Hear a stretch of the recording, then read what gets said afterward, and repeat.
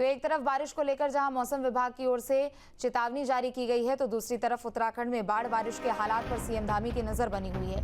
देहरादून में सीएम धामी ने अतिवृष्टि के हालात की समीक्षा की। सीएम धामी के सभी विभागों को अलर्ट पर रहने के निर्देश हैं। ब्लॉक लेवल पर निगरानी समितियों के गठन के निर्देश दिए हैं। मुख्यमंत्री ने आपदा कंट्रोल रूम की व्यवस्थाओं को भी परखा है। उत्तराखंड के 4 जिलों में भारी बारिश का रेड अलर्ट है।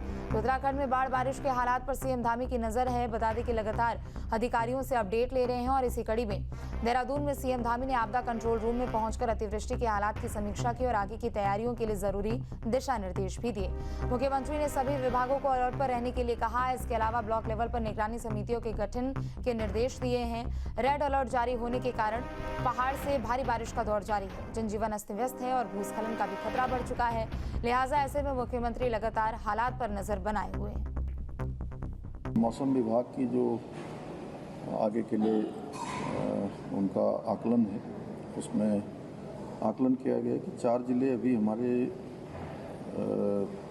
उसमें रेड जोन में हैं और 5 जिले ऑरेंज में हैं और 4 जिले येलो में हैं। तो सभी जिलाधिकारियों से और सभी जो आपदा से संबंधित कामों में अपना योगदान देते हैं, उन सभी से अभी बात की है और एक एक करके सभी जनपदों से बातचीत करने के बाद कि सभी को जो है अलर्ट मोड में रहने के लिए कह दिया है। सभी लोग काम कर रहे हैं। जहाँ जहाँ सड़कें बंद हो रही हैं, सड़कें खुलवा रहे हैं और जो नदी और नालों के किनारे रहने वाले लोग हैं, वहाँ नदियों का जल स्तर बढ़ता है तो उनको सुरक्षित स्थानों पर पहुँचाया जाए।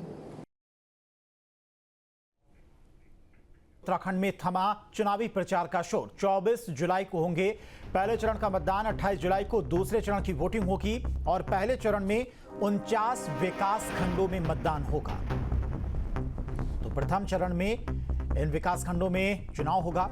अल्मोड़ा, ताकुला, धौला देवी, ताड़ीखेत और भैंसिया छानी, इसके अलावा चौखुटिया, उधम सिंह नगर, खटीमा, सितारगंज, गदरपुर और बाजपुर के अलावा चंपावत की बात करें तो चंपावत में लोहाघाट व पाटी, पिथौरागढ़ में धारचूला, डीडीहाट, मुंसियारी में भी पंचायत चुनाव होगा। 2 चरणों में चूंकि पंचायत चुनाव होना है, प्रथम चरण में कहां पर होना है वो भी आप ग्राफिक्स के जरिए देख सकते हैं। उधम सिंह नगर की बात करें तो यहां पर पंचायत चुनाव होना है। चंपावत में लोहाघाट और पाटी में यह पंचायत चुनाव होगा। पिथौरागढ़ में धारचूला, डीडीहाट, मुंसियारी में पंचायत चुनाव होगा प्रथम चरण में। नैनीताल, बेतालघाट, ओखला, कांडा, रामगढ़ और धारी में प्रथम चरण में होना है पंचायत चुनाव।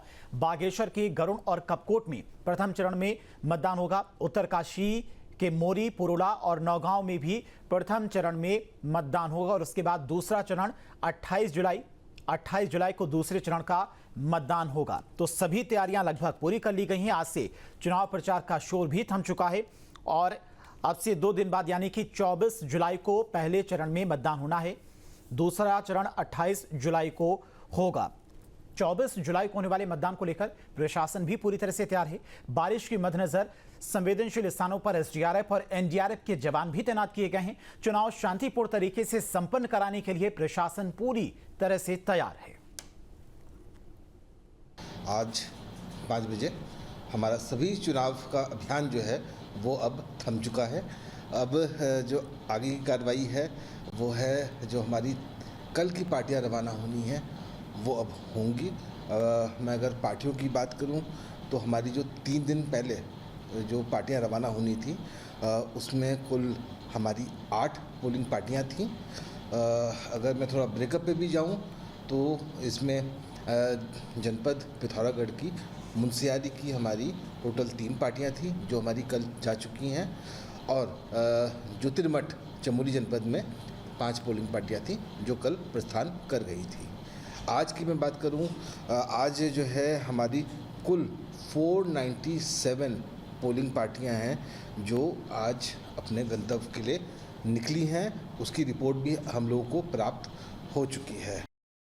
अल्मोड़ा में पंचायत चुनाव को लेकर सभी तैयारियां पूरी कर ली गई हैं। पहले चरण में 24 जुलाई को 6 ब्लॉकों के 649 बूथ मतदान यहां पर होगा, तो वहीं दूसरे चरण में 28 जुलाई को 5 ब्लॉकों के 632 बूथों पर मतदान होगा। पोलिंग पार्टियां 23 जुलाई को सुबह 8 बजे बूथों के लिए रवाना होंगी। बारिश और आपदा की आशंका को देखते हुए 74 जेसीबी मशीनों को तैनात किया गया है। पोलिंग पार्टियों को वाटरप्रूफ बैग दिए गए हैं और भूस्खलन वाले इलाकों में मजदूर भी लगाए गए हैं। इस विपरीत मौसम में चुनाव कराना निश्चित तौर पे काफ़ी बड़ा कार्य है, लेकिन जनता और कर्मचारियों के सहयोग से हम लोगों को उम्मीद है कि निष्पक्ष और निर्विघ्न तरीके से पूरा करेंगे। और जनपद में 9,800 से अधिक पदों पे चुनाव हो रहे हैं। फर्स्ट चरण में 649 पोलिंग पार्टियाँ हमारी जा रही हैं, 649 बूथों पे चुनाव हो रहे हैं और 2,38,000 से ज़्यादा मतदाता इसमें वोट करेंगे।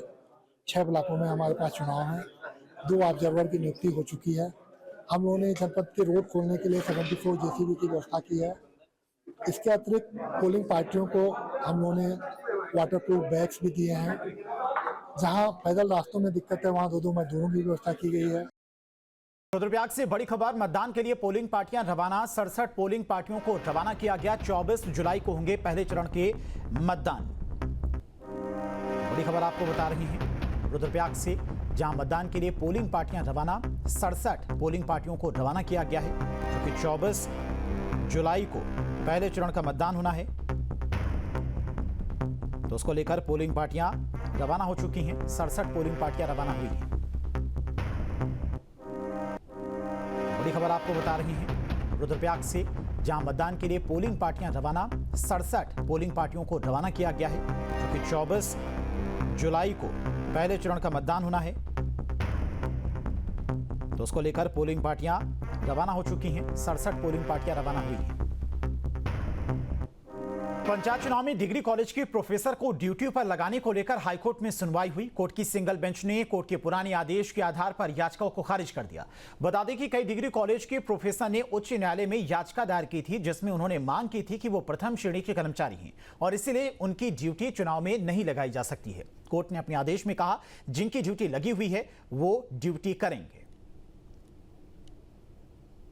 जनपद अल्मोड़ा में जो डिग्री कॉलेज हैं गवर्नमेंट के, महाविद्यालय के जो प्राध्यापकगण हैं, उन्होंने एक रिट याचिका आयोजित की थी 7 लोगों ने। उनका ये कहना था कि हम श्रेणी क के कर्मचारी हैं, इसलिए हमारी ड्यूटी पीठासीन अधिकारी पर नहीं लगाई जा सकती है, क्योंकि पीठासीन अधिकारी समूह ख के अधिकारियों के अंतर्गत काम नहीं कर सकते हैं।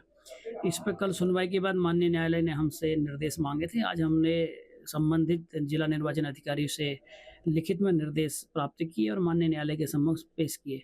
माननीय न्यायालय ने उन निर्देशों को देखने के बाद ये पाया कि क्योंकि ऐसा मामला पूर्व में ही माननीय न्यायालय निस्तारित कर चुकी है, तो माननीय न्यायालय के पूर्व के निर्णय के अनुपालन में आज रिट याचिका को अंतिम रूप से निस्तारित कर दिया।